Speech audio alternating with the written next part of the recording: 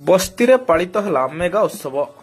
ରାଇରଙ୍ଗପୁର ପୌର ପରିଷଦ ଅନ୍ତର୍ଗତ ମନ୍ଦିର ସାହି ବସ୍ତିରେ ପାଳିତ ହେଲା ନବବର୍ଷ ଅବସରରେ ମେଗା ଉତ୍ସବ। ବସ୍ତିରେ ବସବାସ କରୁଥିବା କଳିକାମାନଙ୍କର ବିକାଶ, ସାମାଜିକ ସ୍ରୋତରେ ସେମାନଙ୍କୁ ସାମିଲ କରିବା ଓ ପ୍ରତିଭାକୁ ସାଉଁଟିବାର ପ୍ରୟାସର ମାଧ୍ୟମ ହେଉଛି ମେଗା ଉତ୍ସବ କାର୍ଯ୍ୟକ୍ରମ।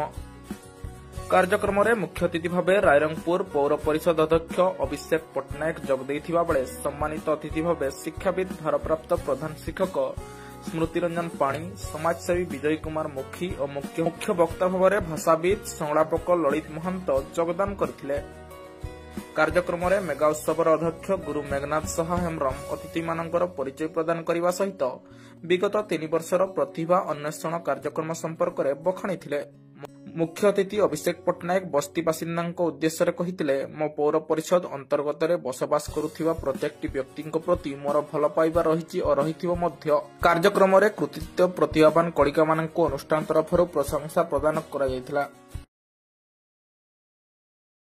ସମ୍ମାନିତ ଅତିଥି ଶିକ୍ଷାବିତ୍ ଶ୍ରୀଯୁକ୍ତ ପାଣି ରକ୍ତଦାନ ମହତଦାନ ସମ୍ପର୍କିତ ଆଲୋକପାତ କରିଥିଲେ ଓ ଅତିଥି ବିଜୟମୁଖୀ କଳିକାମାନଙ୍କ ଉଦ୍ଦେଶ୍ୟରେ କହିଥିଲେ, ଜରି ବୋତଲ ଗୋଟାଇବା ଛାଡ଼ି ପାଠଶାଳାକୁ ଗଲେ ଆଗାମୀ ଦିନରେ ନିଶ୍ଚିତ କୁଡ଼ିଆ ଘରର ସ୍ୱପ୍ନ ଛାତଘରର ଅତିଥି ଦୀପକ କୁମାର ବେହେରା କହିଥିଲେ କି ବସ୍ତିରେ ବସବାସ କରୁଥିବା ଛାତ୍ରଛାତ୍ରୀମାନେ ଯେଉଁମାନେ ମାଧ୍ୟମିକ ସ୍କୁଲ ଶିକ୍ଷା ସାରିବା ପରେ ସମସ୍ତ ବସ୍ତିର ପିଲାଙ୍କୁ ମୋ ତରଫରୁ ମାଗଣା କମ୍ପ୍ୟୁଟର ପ୍ରୋଗ୍ରାମ ତାଲିମ ପ୍ରଦାନ କରିବେ ବୋଲି ସେ ପ୍ରକାଶ କରିଥିଲେ।